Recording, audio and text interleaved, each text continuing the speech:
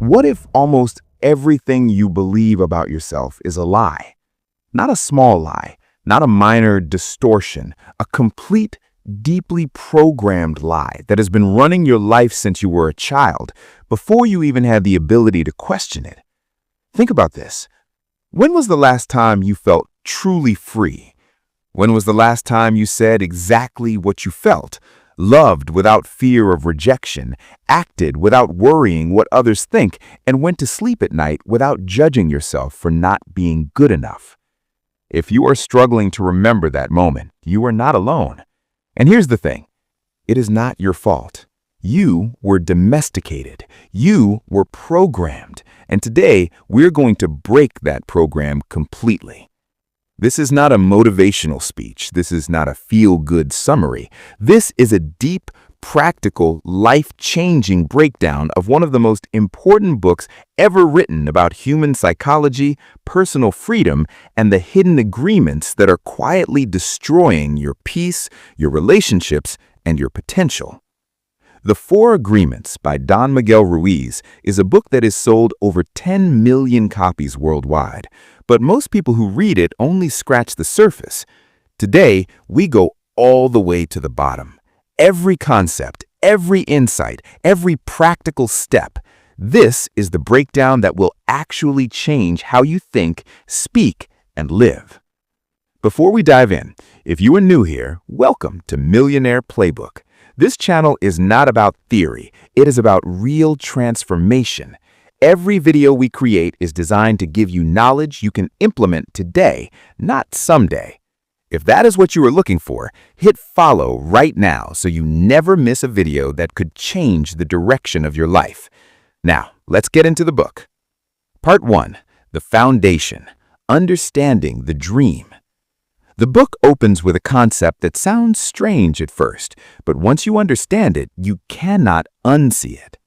Don Miguel Ruiz says that every human being is living in a dream, not the dream you have when you sleep, a waking dream, a mental reality made entirely of beliefs, interpretations, and agreements you have made with the world. He calls this the dream of the planet. Here's what that means. From the moment you were born, the world around you began programming your mind. Your parents, your teachers, your religion, your culture, your government, they all had rules. Rules about what is right and wrong, what is beautiful and ugly, what is acceptable and what is not. And because you were a child, because you had no ability to question or resist, you accepted all of those rules. You agreed to them. That agreement became your belief system, and that belief system became your identity. Here is where it gets powerful. Ruiz says that most people live their entire lives inside this dream without ever realizing it. They think their beliefs are reality. They think the voice in their head telling them they are not smart enough, not attractive enough, not worthy enough is the truth. But it is not the truth. It is just a dream someone else taught them to dream. And this dream for most humans is not pleasant. It's a dream of fear, judgment, self-criticism, emotional pain, and constant suffering. Ruiz calls this living in hell. And he says the only way out is awareness. You must first see the cage before you can unlock the door. So let's break down how the cage was built. The domestication of humans. This is one of the most important and uncomfortable ideas in the entire book. Ruiz explains that human beings are domesticated, the same way animals are domesticated.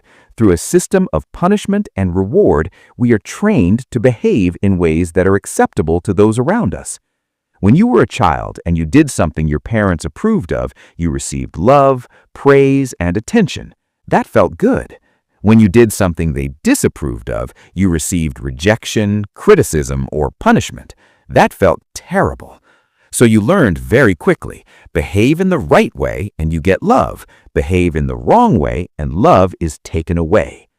Over years and years of this conditioning, you stopped being yourself. You started performing. You built a version of yourself designed to please other people, a version that chased approval and feared rejection, a version that judged itself constantly against an image of perfection that was never achievable. And here is the most devastating part. Eventually, you didn't need your parents or teachers to punish you anymore. You took the job yourself. Ruiz introduces two characters that live inside every human mind, the judge and the victim. The judge is the part of your mind that constantly evaluates everything you do. It says you were too slow, too loud, too quiet, too sensitive, too much, not enough. The judge uses your belief system as a rule book, and every time you break one of those rules, even if those rules are completely wrong, the judge finds you guilty. The victim is the part of your mind that receives the punishment. It says, "Poor me, I'm not good enough, I don't deserve love, I'm broken." These two characters run most people's lives completely, and they are not real. They are programs. They are the result of domestication. The first step towards freedom is seeing this clearly. You are not the judge. You are not the victim. You are the awareness that can observe both of them. Now we get to the core of the book. Ruiz gives us 4 specific agreements, 4 specific ways of living that have the power to dismantle the dream of suffering and replace it with a dream of freedom, peace, and love. These are not just concepts to understand intellectually. They are daily practices. They are ways of being. Let's go through each one deeply. Agreement 1. Be impeccable with your word. This is described as the most important agreement, and it goes far deeper than simply not lying. The word impeccable comes from the Latin root meaning without sin, but Ruiz redefined sin in a powerful way. He says, sin is anything you do that goes against yourself. So being impeccable with your word means using the power of your speech in alignment with truth and love, especially towards yourself. Here's the insight that most people miss. Your words are not just sounds. Your words are programming. Every word you speak, especially the words you say to yourself, plants a seed in the mind, and the mind is fertile soil. Whatever seed you plant will grow. When you tell yourself you are stupid, that seed grows. When you tell someone they are ugly, that seed grows in their mind. When you gossip about another person, you are spreading a kind of emotional virus that infects the minds of everyone who hears it. Ruiz uses a story to illustrate this. A mother comes home from work exhausted with a terrible headache. Her young daughter is singing joyfully around the house. In a moment of frustration, the mother snaps and tells her daughter that she has an ugly voice and to stop singing. That daughter stopped singing for years, not because her voice was ugly, but because one careless word from someone she trusted planted a belief in her mind that became an agreement, and that agreement shaped her behavior for a decade. This is the power of words, and most of us are using that power carelessly, or worse, destructively. Ruiz says that gossip is one of the most dangerous forms of misusing words. Gossip spreads like a computer virus. It enters someone's mind through the channel of trust or attention, installs a false belief, and then that person spreads it to others. The whole cycle creates a collective dream of suspicion, judgment, and emotional poison. How to apply this agreement starting today? First, monitor your self-talk. Every time you catch yourself saying something negative about yourself, stop. Replace it with something true and compassionate, not fake positivity, actual truth. You made a mistake. That doesn't mean you are stupid. It means you are learning. Second, stop gossiping completely. This is harder than it sounds because gossip is one of the primary ways humans bond socially. But every time you speak negatively about someone who is not present, you are spreading poison, and it comes back to you. Third, use your words to uplift. Tell people what you genuinely appreciate about them. Not flattery, genuine, impeccable truth. This creates a completely different energy in your relationships. Fourth, when you agree to something, mean it. When you say yes, mean yes. When you say no, mean no. Stop making promises that are really just attempts to avoid conflict. Your word is your reputation in the world and in your own mind. The measure of your word's impeccability is your level of self-love. The more you love yourself, the more careful and intentional you will be with what you say. Agreement 2. Do not take anything personally. This agreement is where people have the most breakthroughs because it directly attacks one of the deepest sources of suffering in human life. Ruiz says this clearly and powerfully. Nothing other people do is because of you. Everything they do is because of themselves. Think about what that means. When someone insults you, they are not actually telling you anything real about who you are. They are expressing their own belief system, their own pain, their own dream. When someone praises you, same thing. They are expressing their perception, which is shaped entirely by their own programming. But we are taught to take everything personally. We are taught to measure our worth based on how others see us. And because of that, we give other people complete power over our emotional state. Someone is having a bad day and says something dismissive to you. You spend 3 days replaying it in your mind, wondering what you did wrong. Someone does not respond to your message quickly enough, and you construct an entire story about how they do not value you. This is what taking things personally does. It pulls you into a reality that was never about you in the first place. Ruiz explains that when we take things personally, we are making an enormous assumption. We are assuming that we are the center of other people's universe, that their words and actions are a direct response to who we are. But the truth is, everyone is living in their own dream. They are operating from their own beliefs, their own fears, their own pain. When someone criticizes you harshly, they are not seeing you. They are seeing a projection through the lens of their own agreements. When someone abandons you, it is not a statement about your value. It is a statement about where they are in their own journey. The moment you truly internalize this, something remarkable happens. You become immune. Not cold or detached, immune. You can hear criticism without collapsing. You can receive rejection without losing your sense of self. You can be in the middle of conflict without being swallowed by it. How to apply this agreement starting today? First, create a pause. The next time someone says something that triggers you, take a breath before responding. Ask yourself honestly, is this actually about me or is this about them? Second, practice the question, what is this person experiencing right now that might be causing this? This shifts your perspective from victim to witness. Third, stop seeking external validation. If your sense of worth depends on other people's opinions, you will always be unstable. Your opinion of yourself must be the most important one, not in an arrogant way, in a grounded, self-aware way. Fourth, when you notice yourself replaying what someone said to you, interrupt the pattern. Remind yourself that their words came through their own filter, their own pain, their own programming. It was never about you.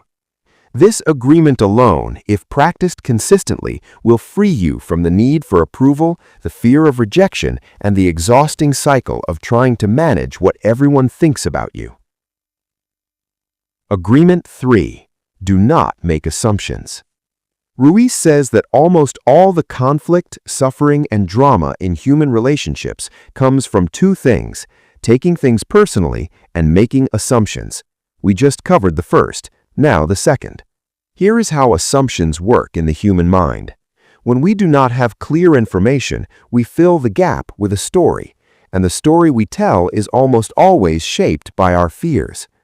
Your partner does not text you back for 3 hours. Your mind creates a story. They are ignoring you. They are angry. Something is wrong.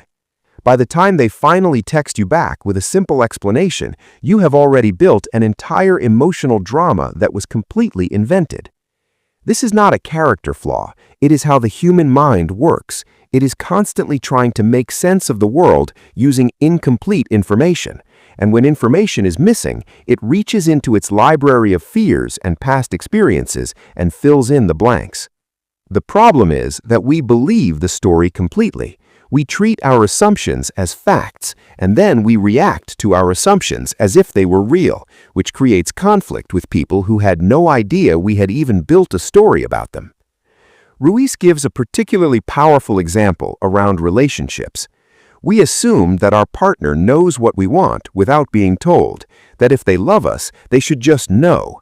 And when they inevitably fail to meet the expectation they never knew existed, we feel hurt and disappointed.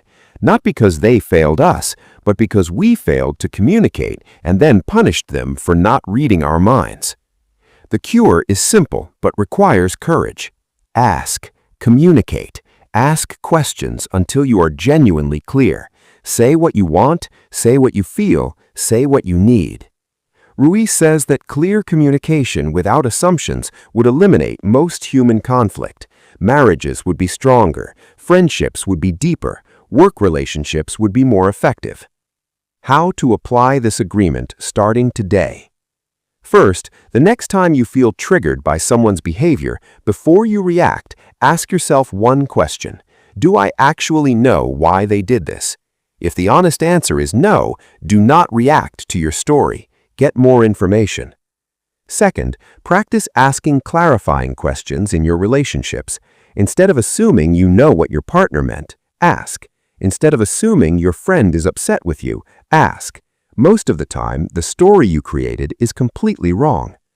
Third, stop assuming people can read your mind. Say what you mean, ask for what you want. This feels vulnerable at first, but it creates the kind of honest, open relationships that actually fulfill you. Fourth, when you notice your mind creating a story about someone's behavior, write it down. Then write down 3 alternative explanations that are equally possible. This breaks the habit of treating one interpretation as the only truth. Agreement 4. Always do your best. This is the agreement that makes the other 3 possible over time. Ruiz says something subtle and important here. Always do your best. But your best is not a fixed standard. Your best changes from moment to moment. When you are energized and healthy, your best is high. When you are exhausted or sick or emotionally overwhelmed, your best is lower, and that's acceptable. What is not acceptable is using anything less than your current best as a reason to judge yourself. This agreement is an antidote to perfectionism and self-punishment. Most people have an idealized image of what they should be, a standard of perfection that was installed during domestication, and every time they fall short of that image, the judge activates and punishes them. The punishment is guilt, shame, regret, and self-criticism that can last for days, weeks, or years over a single mistake. Ruiz says this is unjust. True justice means you pay for a mistake once, you acknowledge it, you learn from it, and you move forward. But humans pay for their mistakes 1,000 times.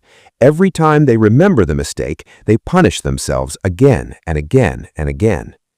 Doing your best breaks this cycle because when you genuinely do your best, you have nothing to answer to the judge. You gave everything you had in that moment. That's all that was ever possible. There's nothing to feel guilty about. Ruiz also makes a distinction that is profound. He says that when you do your best because you love what you are doing, not because you are expecting a reward or trying to avoid punishment, the action itself becomes fulfilling.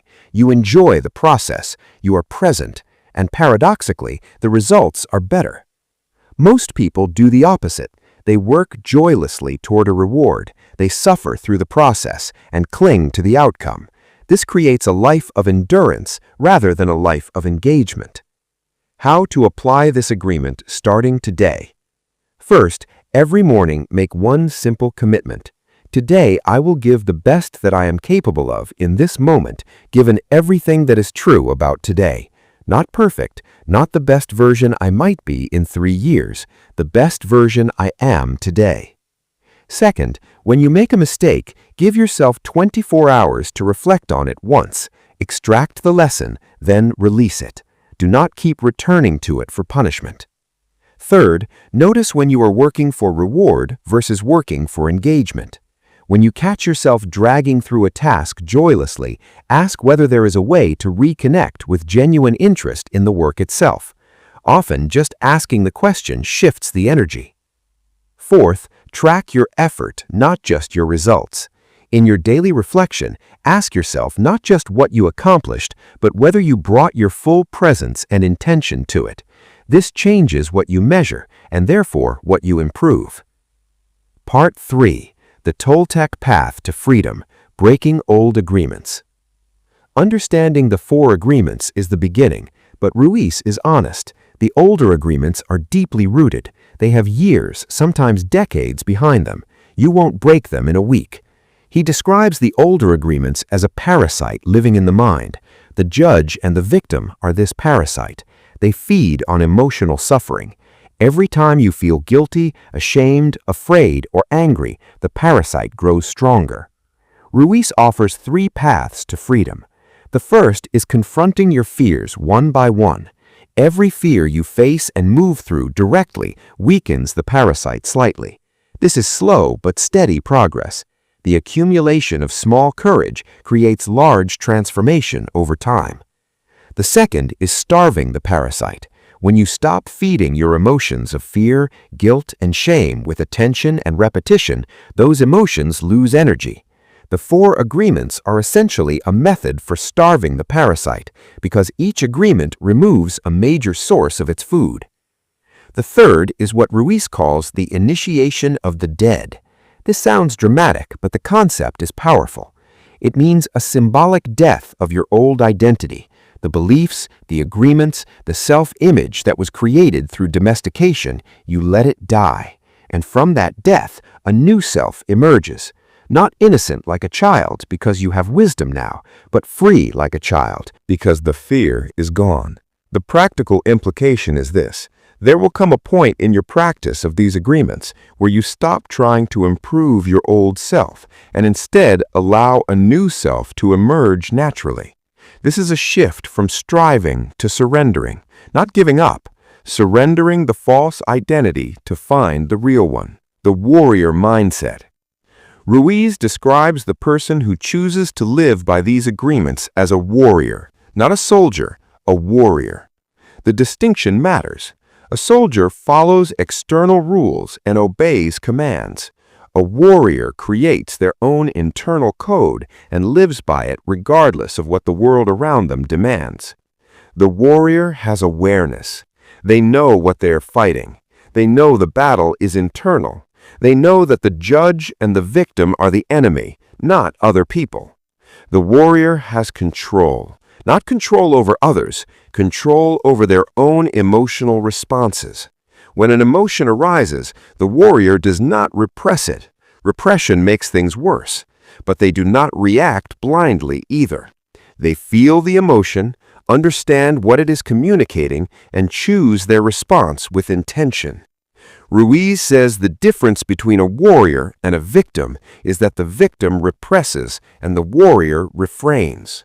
The warrior holds the emotion until the right moment to express it with clarity and truth, rather than spilling it impulsively and creating more damage. This is the discipline that makes the 4 agreements sustainable. Without this emotional discipline, you will keep falling back into old patterns every time something triggers you.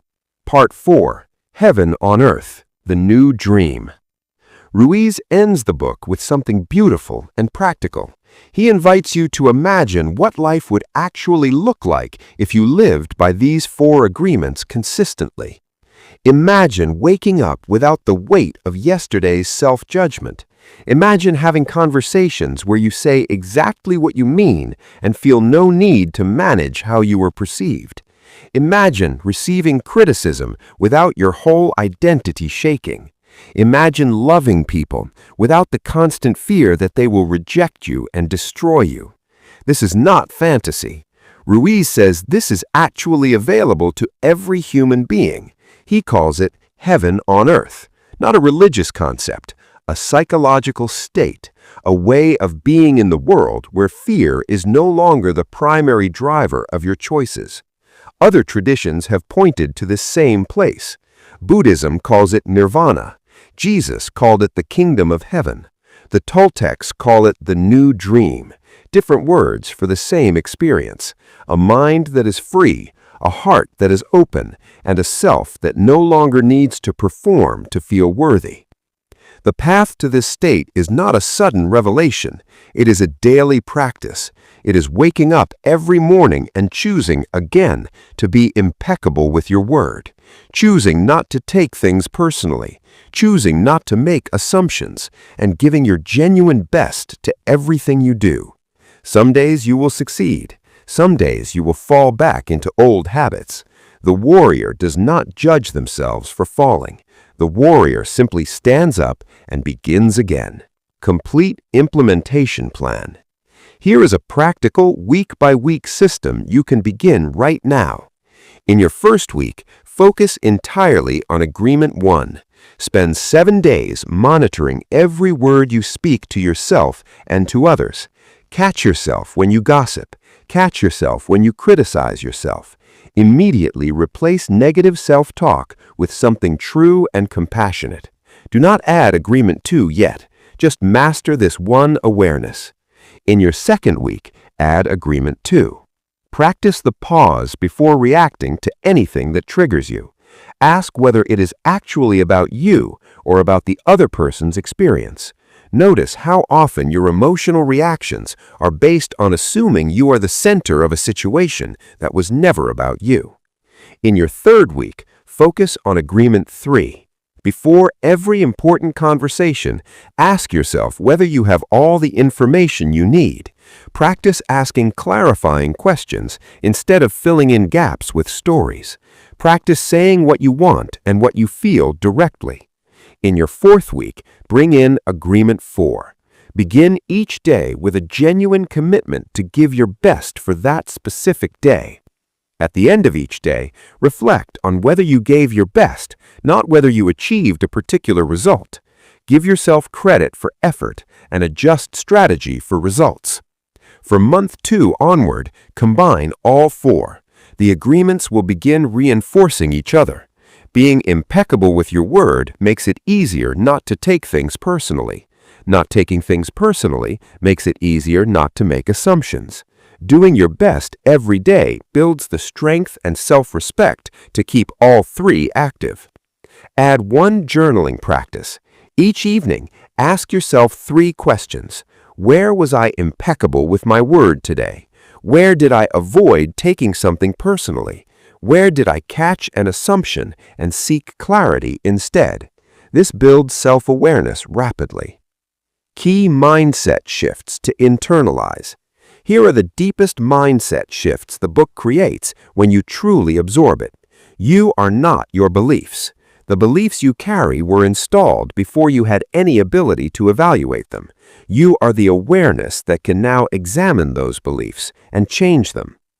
Other people's opinions are not reality. They are projections through the lens of their own programming. You can receive feedback without treating it as absolute truth. Your suffering is optional, not because life will not be hard, but because most suffering comes from your interpretation of events, not the events themselves. When you change the agreements running your interpretation, the suffering decreases, even when the circumstances stay the same. Freedom is a daily practice, not a destination. You do not arrive at freedom and stay there permanently. You choose it every morning through your habits, your words, and your responses. Love is the foundation of all 4 agreements.